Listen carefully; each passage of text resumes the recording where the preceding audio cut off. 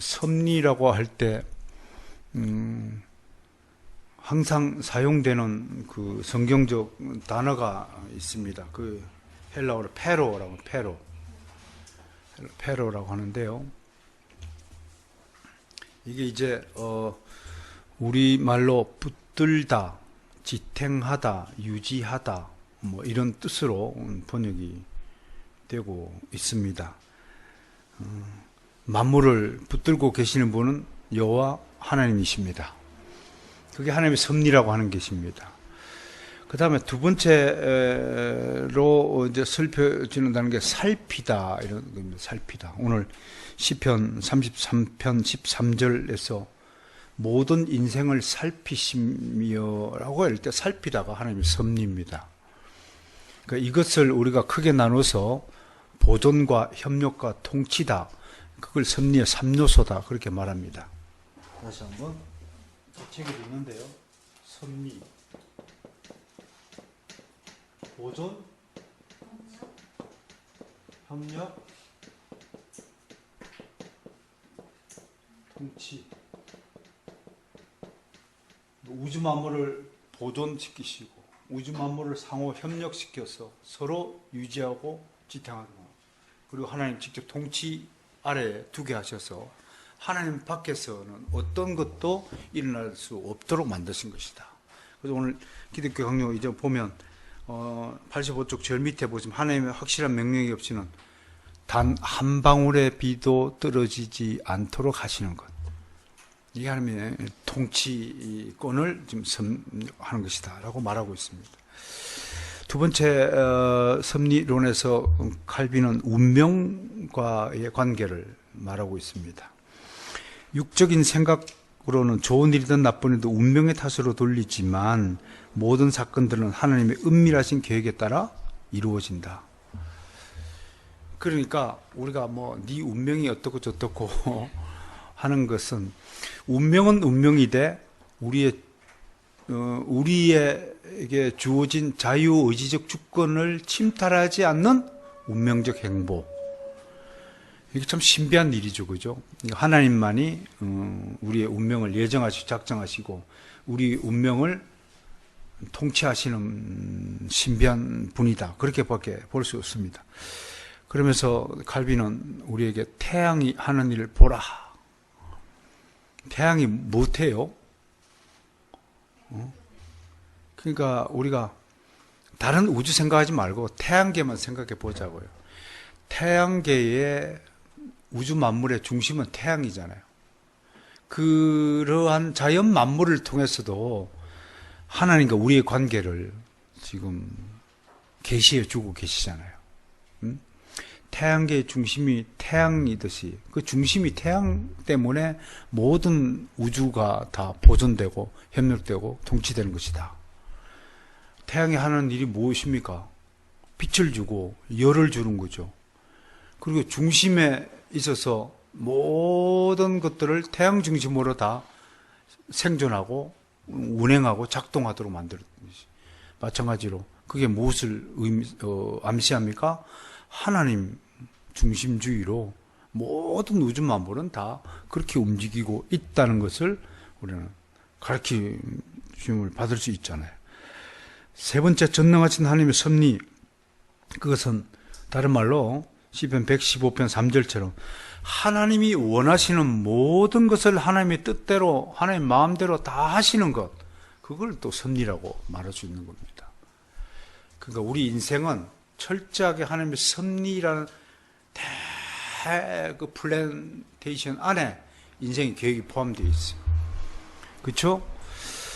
여러분은 살아가시면서 그런 생각을 한번 하지 않았어요? 도대체 내 인생이 하나님의 전체적인 계획에 어떤 의미를 차지하고 있을까? 어떤 위치를 점하고 있을까?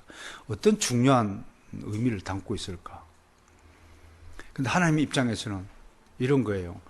뭐 우리는 매일같이 인생이 불의한 사고로 죽든지 뭐 살해를 당하든지 아주 그 배드 뉴스들을 많이 접하죠.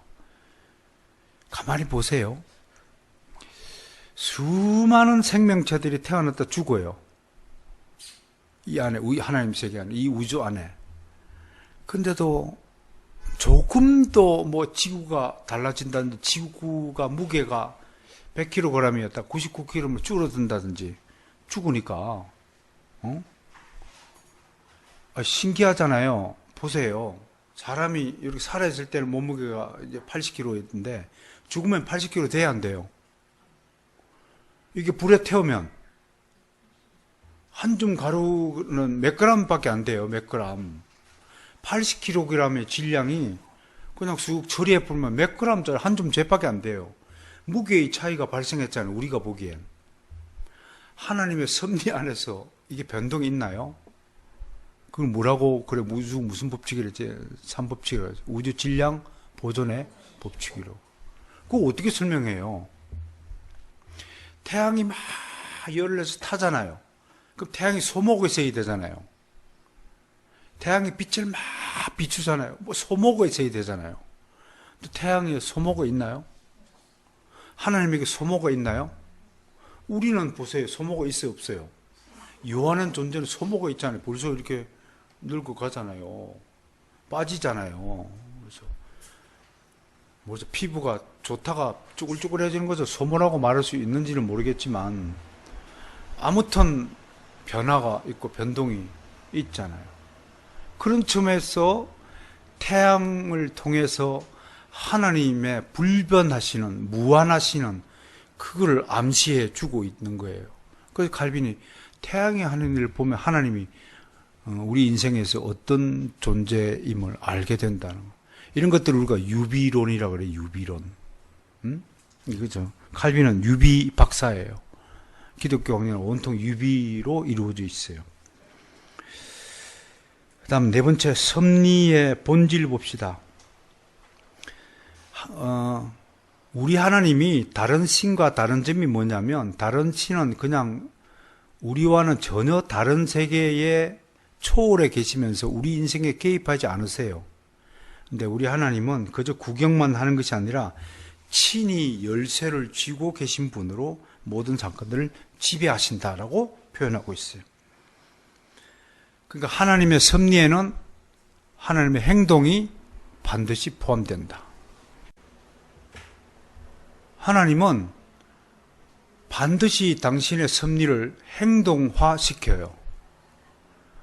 그 얘기를 잘 들어보시면 우리에게 주는 교훈이 참 가볍지 않아요.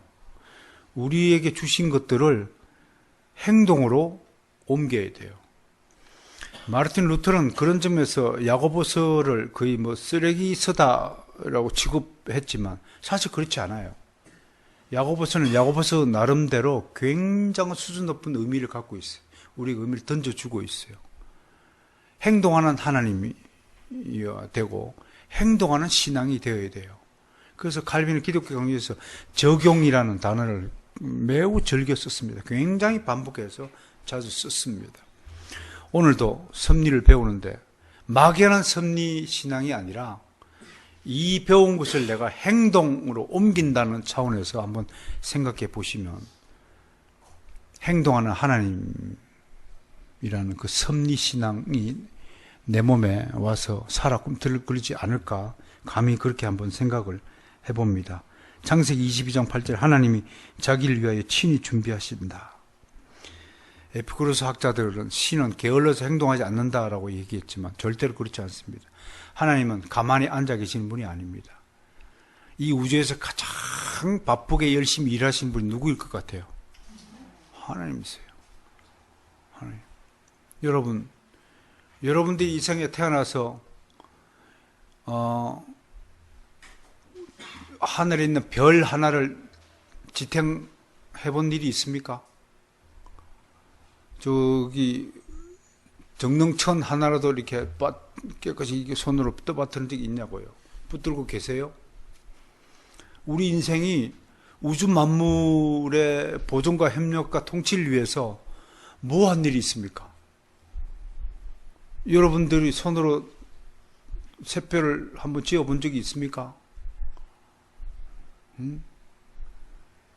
여러분들 손으로 여러분들의 인생을 한 번도 만져본 적이 없잖아요.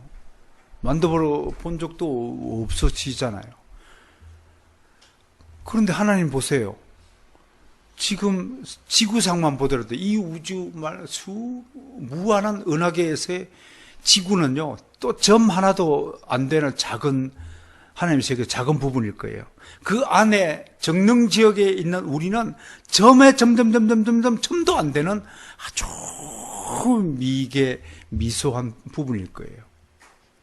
그런데 하나님은 그 작은 부분 하나가 빠지면, 그 세밀한 나사 하나가 빠지면 어떻게 되느냐?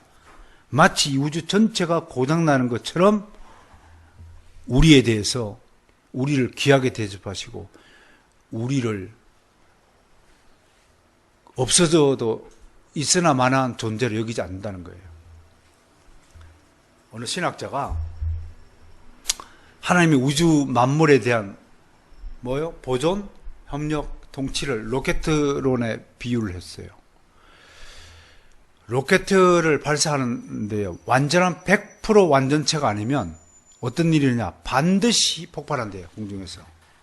나사 한 개만 빠져도 반드시 폭발한대요. 그걸 빗대어서 하나님 나라에서 하나님의 택한 백성이 단 한 명이라도 누락되면 하나님 나라는 완성되지 않는다는 거예요. 이 무시무시한 하나님의 보존의 능력을 보셨습니까? 그래서 하나님은 끝까지 우리 인생에 개입하셔서 내가 하나님 나라의 공동체 일원이 되도록 하나님 나라에 착륙하는 것까지 끝까지 책임을 지신다는 거예요. 그게 성도의 보존이요, 견인교리입니다. 그게 성도의 보존입니다. 이게 하나님의 섭리입니다. 그래서 하나님의 섭리는 행동하지 않으면 안 되는 섭리라고 하는 겁니다. 자신의 영광을 위해서, 자신의 나라가 100% 완성돼야 영생의 길로 들어서는데 한 사람이라도 잃어버리면 안 되니까 우리 인생을 개입한다는 이 놀라운 진리의 말씀, 이 섭리의 말씀을 한번 들어보세요. 우리 자녀들은 부모가 막 이렇게 하면 타락한 인생의 본능이 뭐예요? 반항입니다. 사탄은 우리 마음 가운데 무슨 씨앗을 뿌려주냐면 성령은 순종의 씨앗을 뿌리고 사탄은 대적의 씨앗을 뿌려요. 그래서 항상 인간은 이렇게 주일 예배를 통해서 매주 말씀으로 다스리지 않는다면 우리는 아마 정말 지독하게도 말 안 듣는 고집쟁이로 살아갈 것입니다. 그나마 이렇게 주일 예배 나와서 일주일에 한 번씩이라도 하나님의 말씀을 듣고 자기의 그 부패한 심령의 밭을 기경해 주시니까 조금이라도 낫겠죠. 잡초라도 뽑아주니까 조금 자랄 기미가 보이겠죠. 우리 자녀들 보세요. 질풍노도의 시기가 되면 그냥 튕겨나가잖아요. 내 인생 간섭하지 마세요. 여러분, 태양과 달과 별은 다 소중한 존재입니다. 다 소중한 존재예요. 그런데 중요한 것은 달이 별을 낳고 태양이 별을 낳은 게 아닙니다. 자녀들의 입장에서 태양의 역할과 달의 역할과 별의 역할이 서로 다르게 주어졌을 뿐이지만 다 하나님의 창조물입니다. 자녀들도 마찬가지입니다. 큰아들, 둘째 아들, 작은 아들 있다 칩시다. 다 부모의 자녀들이죠. 근데 그 자녀가 부모를 낳은 게 아니잖아요. 피조물이 창조물을 공경해야 되는 것은 하나님이 정해주신 질서죠. 근데 자녀가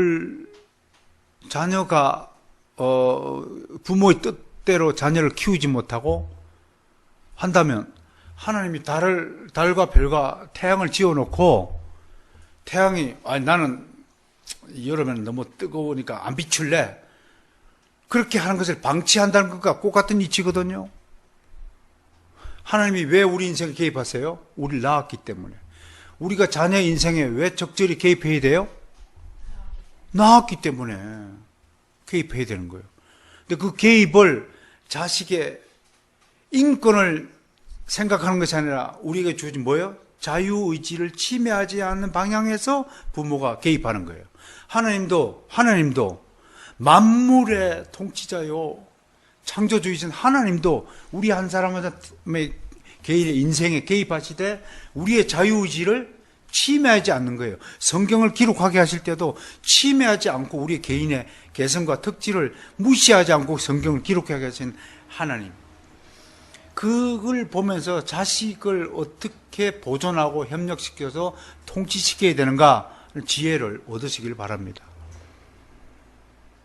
근데 자식은 개입조차도 못하게 해요. 그러면 그 부모의 자격을 이미 상실한 거죠. 알라시는 개입하지 않습니다. 니는 니고 나는 나다. 에피쿠로스 학파들이 믿었던 신들은 우리가 믿는 성경에 게시된 우리 인생을 책임지시고 돌보시고 양육하시고 섭리하신 하나님이 아니십니다. 그런 차원에서 우리 하나님은 철학적인 신도 아니요, 인간이 조제한 인본주의적 신도 아니라는 사실을 우리 분명히 알아야 됩니다. 그래서 섭리의 본질은 인생에 개입하시는 것이다. 특히 인생에 개입한다. 그래서 특별 섭리론을 5항부터 7항까지 다루고 있는데, 하나님의 확실한 명령 없이는 단 한 방울의 비도 떨어지지 않는다. 천지에 일어난 일을 모두 살피신다. 하나님은 모든 인간 세계에 특별히 개입하신다. 예레미야 10장 23절 같이 읽을까요? 여호와여, 내가 알거니와 사람의 길이 자신에게 있지 아니하니 걸음을 지도함이 걷는 자에게 있지 아니하니이다. 사람의 걸음은 여호와로 말미암나니 사람이 어찌 자기의 길을 알 수 있으랴 라고 말하고 있습니다. 그 다음에 자연의 현상들까지 주관합니다. 지금 조금 더 말씀하신 대로 태양과 달과 별의 운행마저도 하나님이 다 통치하십니다. 섭리의 교리는 스토아처럼 운명론이 아닙니다. 그들은 자연에 나타나는 끊임없는 연관과 서로 밀접하게 연결되는 인과관계의 필연성을 상정합니다. 대바실리우스는 운명이나 우연은 이교도들이 쓰는 용어라고 했습니다. 어거스틴은 무엇이든 운명에 맡겨진다면 세상 목표를 잃고 소용돌이 칠 것이라고 했습니다. 아무도 자유의지를 가지고 자신 인생을 개척하려 들지 않을 것입니다. 점쟁이가 하는 게 무엇입니까? 운명을 가르쳐 주는 겁니다, 우리가. 심지어 미아리 옛날에 결혼점을 잘 치는 점쟁이 처녀가 있었다고 합니다. 그런데 나중에 그 어떤 박사학위 논문을 쓴다고 무속신앙에 있어서의 점과 예언은 얼마나 정확한가를 조사하기 위해서 했는데, 그렇게 점쳐주는 대로 결혼하는 사례가 거의 없답니다. 없대요. 당신은 누구랑 만나서 결혼을 해야 행복하다. 그런 말들 전부 가짜라는 거예요. 또 그런 문화가 우리 기독교 안에도 들어와 있죠. 아니, 결혼 상대자를 놓고 목사님 기도해 주세요. 이 사람이 우리 아들의 며느리가 될 자인지 아닌지를 좀 알아맞혀 주세요. 무슨 목사가 점쟁입니까? 그런 거 하게. 기독교는 뭘 가르칩니까? 결혼하기 위해서. 내 자식은 자신의 짝을 만날 수 있을 만큼 준비가 됐는가? 그거 따지는 것이 기독교예요. 유교는 뭐부터 따져요? 이렇게 잘나 빠지고 고귀한 내 자식한테 시보고 장가들려면은 뭘 가지고 와라. 그게 세상의 요구잖아요. 기독교는 뭐예요? 기독교는 뭘까요? 누가 나의 이웃입니까? 묻지 말고 네가 저분에게 선한 이웃이 될 것인지 먼저 물어라. 네 스스로에게 물어라. 근데 착각하죠? 착각하는 거예요. 내 자식이 최고라고 생각하면 망하는 거예요. 빨리 기독교의 가치관을 바꾸시기를 바라요. 내 자식이 죄인 중에 제일 괴수예요. 제일 나쁜 놈이에요. 제일 못난 놈이에요. 그런 못난 놈을 사랑한다며 평생을 같이 살겠다고 결심해 준 내 자식의 짝에 대해서 감사해야 돼요. 그게 하나님의 선물이라고 고백해야 돼요. 이게 가능할까요? 저는 한국 땅에서 앞으로 5,000년 더 걸리리라고 봅니다. 5,000년 더 유교주의에 함몰된 가치관이 하루아침에 바뀔 수 있다고 보여요. 그러나 유교주의든 모든 세속주의는 하나님의 섭리를 거스르는 겁니다.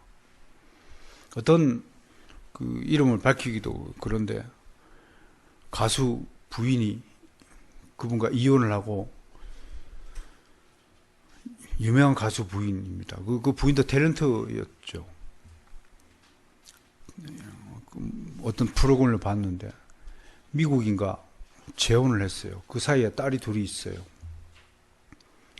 근데 이혼하면서 뭐 본인 잘못을 이혼해가지고 위자료도 못 받고 그래서 두 딸을 아빠랑 같이 살게 해서 성인이 되면 자유롭게 왕래하는 조건으로 그렇게 이혼을 했답니다. 근데 딸들이 20살 되고 큰 딸은 24살 되고 된 지점에 재혼을 다시 했답니다. 미국인가. 그러니까 한국인 엄마는 당장 뭐부터 하고 싶어요? 딸하고 같이 살고 싶은 거예요. 여기서 3년 만에 그 미국인과 다시 이혼을 할 수밖에 없어요. 왜? 여기서부터 가치관의 충돌이 있는 거예요. 남편은 미국, 아니 성년이 된 자식을 왜 당신이 키우려고 그래? 한국에서는 그렇다고 하는 거예요. 아니 당신은 지금 나랑 결혼해서 미국에 사는데 당신이 왜 성년이 된 자식을 책임지려고 하냐고. 기독교적 가치관을 가진 부모와 유교적 가치관을 가진 부모가 충돌이 돼서 같이 살 수가 없는 거예요. 그 엄마가 결국 누구를 선택했을까요? 뭘 선택했다고요? 유교를 선택한 거예요. 기독교를 선택한 거예요. 그런데 버젓이 목걸이를 십자가 교회를 다닌다고 해요. 교회를 다닌다고 해서 행동은 유교예요. 유교주의자예요.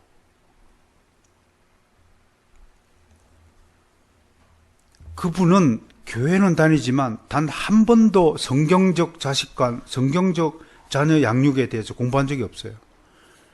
하나님과 하나님의 아들의 관계에 대해서 공부한 적이 없어요.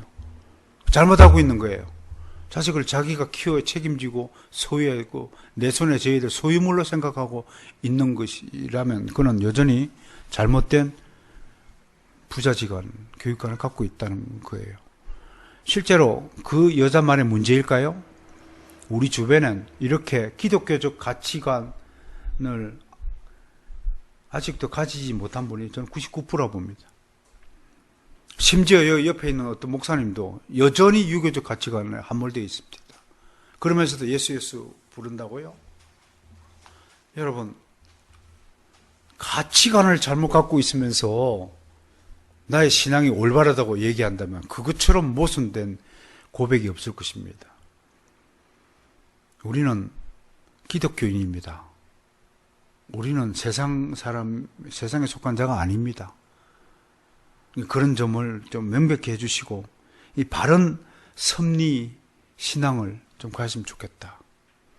하나님이 도대체 우리의 부모로서 우리 아버지 된 하나님께서 우리를 어떻게 키우고 어떻게 지금 양육하시고 보존하시고 통치하고 계신가 그걸 분명히 보시란 말입니다.